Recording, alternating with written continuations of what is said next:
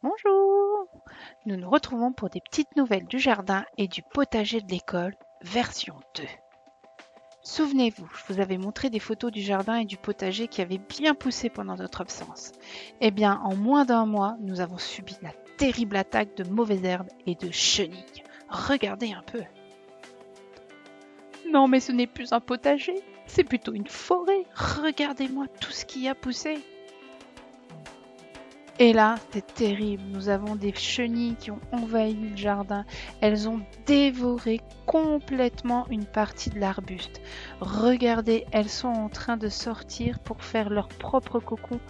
Elles sont par dizaines. Et là, regardez, elles sont accrochées à une branche. Et regardez tous ces trous. Elles ont complètement envahi ce buisson. J'espère qu'on pourra bientôt les faire partir. Mais pour tout ça, ce n'est pas grave. Pour le potager, je suis passée par là et j'ai vaincu les mauvaises herbes. Tada! Regardez! C'est pas beau ça?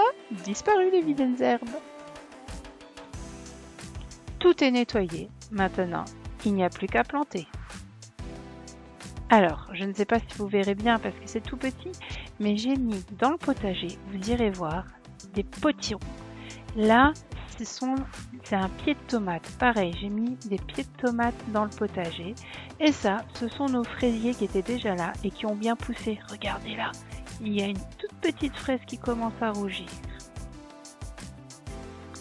Mais heureusement que le jardin peut aussi compter sur des alliés pour l'aider. Regardez, un long brick, un long ver de terre, très utile pour le jardinier.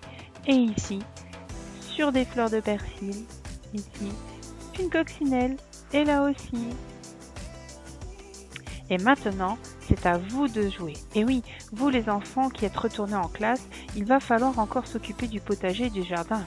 Voici vos missions. En premier, eh bien oui, il va falloir arroser le potager, arroser les pieds de tomates et les potirons et les fraisiers qui ont été plantés. Donc je compte sur vous. Ensuite, votre deuxième mission va être de planter. Et oui, il reste encore des choses à planter, regardez. Tout ça, ce sont des fleurs.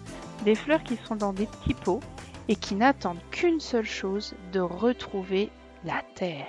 Il va falloir les enlever de leurs petits pots et les planter. Et quand elles auront bien poussé, vous verrez, cela donnera des jolies fleurs.